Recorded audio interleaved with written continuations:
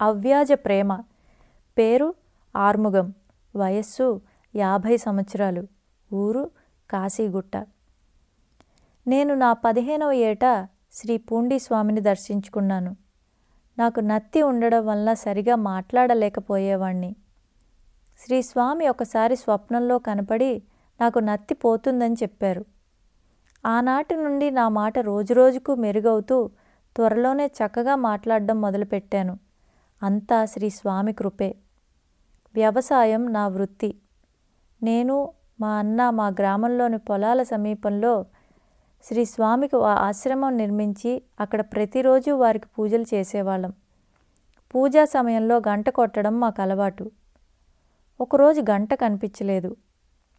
కానీ శ్రీ స్వామి మహిమ ఏమో చిత్రంగా పూజా సమయంలో గంట కొట్టిన శబ్దం మాత్రం వినిపించింది. ఒకరోజు నేను మా అన్న శ్రీ స్వామిని దర్శించుకున్నాం. శ్రీ స్వామి మాతో, మీ పొలాల చుట్టూ తాటి చెట్లున్నాయి, చింతమానుంది, బావి ఉంది, మీ నేలంతా చూశాను, ఇప్పుడే అంబలి తాగి వస్తున్నాను అని అంతా చూసి వచ్చినట్లే అన్నారు. శ్రీ స్వామి చెప్పింది మాకేమీ బోధపడలేదు.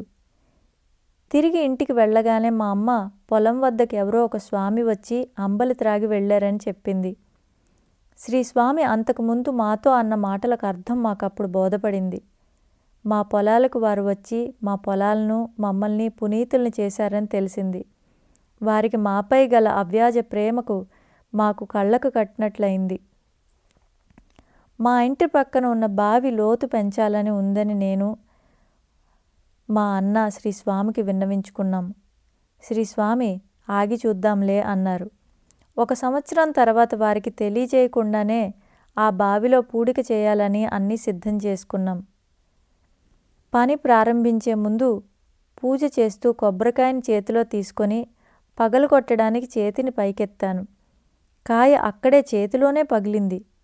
ఎందుకు ఇలా జరిగిందో మాకు అర్థం కాలేదు. శ్రీ స్వామి అనుమతి తీసుకొని మొదలు పెడదామని పని ఆపివేసి వారి దర్శనానికై పూండికి వెళ్ళాం. మమ్మల్ని చూచిన వెంటనే మేమేమి చెప్పకముందే శ్రీ స్వామి, ఏమయ్యా, నేను ఆగి చూద్దామని చెప్పాను కదా, అంతలోపలే అంతా సిద్ధం చేసుకొని ఇంత తొందరగా మిమ్మల్ని ఎవరు చేయమన్నారు అన్నారు. అంతటితో మేము ఇక బావిలో పూడిక తీయాలనే ఆలోచన మానుకున్నాము.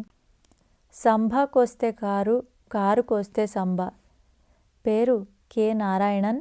వయస్సు 70 సంవత్సరాలు. ఊరు గంగాపురం. నేను కలశపాకంలో 6 సంవత్సరాలు మా మామయ్య గారి ఇంట్లో ఉండి చదువుకున్నాను. శ్రీ స్వామి దారిలో కనిపిస్తే నమస్కరించి వారితో మాట్లాడుతూ ఉండేవాణ్ణి. శ్రీ స్వామి కొన్నాళ్ళు ద్రౌపదమ్మ కోవెల్లో కూర్చొని ఉండేవారు. అప్పుడు నేను ప్రతి సాయంత్రం వారిని దర్శించుకునేవాణ్ణి. శ్రీ స్వామి సంచరిస్తున్న సమయంలో వారు స్నానం చేయగా ఎవరూ చూడలేదు. మురికి గుడ్డలతోనే ఉండేవారు. ఒకరోజు మా అత్త మామ ఇద్దరూ ఏదో పని మీద బయటకు వెళ్ళారు. ఆ సమయంలో శ్రీ స్వామి మా ఇంటి వైపుగా వెళుతూ కనిపించారు. వెంటనే నేను వారిని చేయి పట్టుకొని తీసుకువచ్చి మా ఇంటి అరుగు మీద కూర్చుండబెట్టాను. ఇంట్లో ఉన్న అన్నం పెరుగు కలిపి వారికి తినిపించాను. వారు భోజనం చేశాక నీళ్లు త్రాగించి ముఖం కడిగి శుభ్రం చేశాను. శ్రీ స్వామి వెంటనే బయలుదేరి వెళ్ళిపోయారు. వండిన అన్నం తోడుపెట్టిన పెరుగు రెండూ మొత్తం కలిపి శ్రీ స్వామికి తినిపించాను. మా మామ అత్త ఇంటికి వచ్చే లోపల మళ్ళీ అన్నం వంటి సిద్ధంగా ఉంచాలని తలచి ఖాళీ అయిన పాత్రను కడుగుదామనుకున్నాను. అన్నం పాత్ర పెరుగు పాత్ర రెండూ ఇంత మునుపులాగే నిండుగా ఉన్నాయి. నాకెంతో ఆశ్చర్యమేసింది. ఇప్పుడే కదా మొత్తం శ్రీ స్వామికి తినిపించింది అని అన్నం పెరుగు పాత్రలను మళ్ళీ మళ్ళీ చూశాను. కానీ వండిన అన్నం వండినట్లుగానే ఉంది.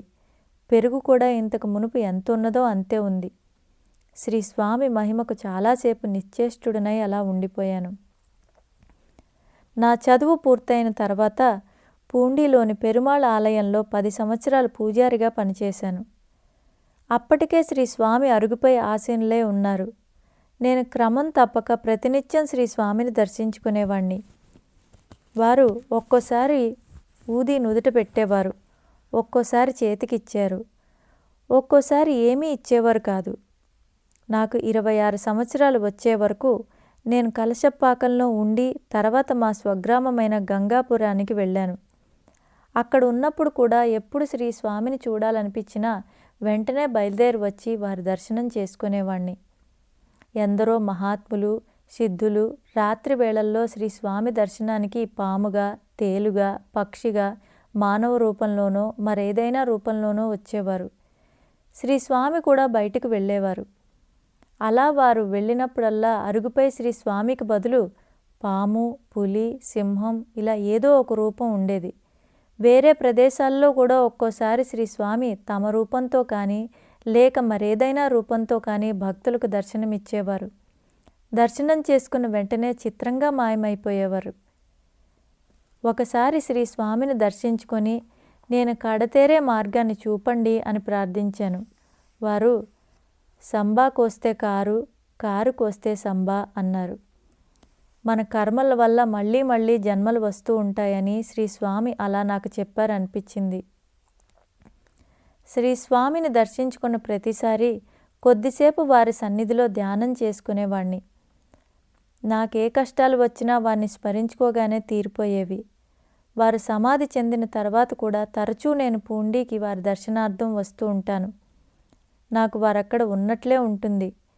నేను ధ్యానానికి కూర్చుంటే శ్రీ స్వామి నా ముందు నిల్చున్నట్లు దర్శనమిచ్చారు. శ్రీ స్వామి సమాధి చెందే ముందు రోజు సాయంత్రం నేను పశువుల్ని మేపుకొని ఇంటికి మరలి వస్తున్న సమయంలో మా గ్రామానికి దగ్గరగా వలయాకారంలో ఒక జ్యోతి కనపడింది. అప్పుడు సమయం 5:30 గంటలై ఉంటుంది. రాత్రి 10 గంటల ప్రాంతంలో శ్రీ స్వామి బాగా గుర్తుకు వచ్చారు. వర్షం తుంపర్లుగా పడుతున్నది. నేను నిద్రకు ఉపక్రమించాను. రాత్రి 2 గంటల సమయంలో నేను నిద్ర మెలకువ కాని స్థితిలో ఉన్నప్పుడు రేపు ఉదయం 9 గంటలకు సమాధి చెందబోతున్నాను, అదే ఆ జ్యోతి దర్శనం అని ఎవరో చెప్పినట్లయింది. వెంటనే లేచి స్నానం చేసి పూజ చేసుకొని సైకిల్పై పూండీకి బయలుదేరాను. నాకు పరిచయం ఉన్న వ్యక్తి ఎదురుపడి తాను నాతో పూండీకి వస్తానన్నాడు. ఇద్దరం పూండీకి శ్రీ స్వామి సన్నిధికి వచ్చాం. శ్రీ స్వామి సన్నిధిలో గోవిందన్ అనే భక్తుడున్నాడు. అతనితో నాకు రాత్రి జరిగిన అనుభవం గురించి చెప్పాను. అతను పోళూరు నుంచి డాక్టర్లు వచ్చి శ్రీ స్వామిని పరీక్షించి చూచి తాము చేయగలిగింది ఏమీ లేదని చెప్పి వెళ్ళిపోయారని చెప్పాడు. శ్రీ స్వామి అలా కూర్చొనే ఉన్నారు. కొద్దిసేపటికి శ్రీ స్వామి దేహత్యాగం చేశారు.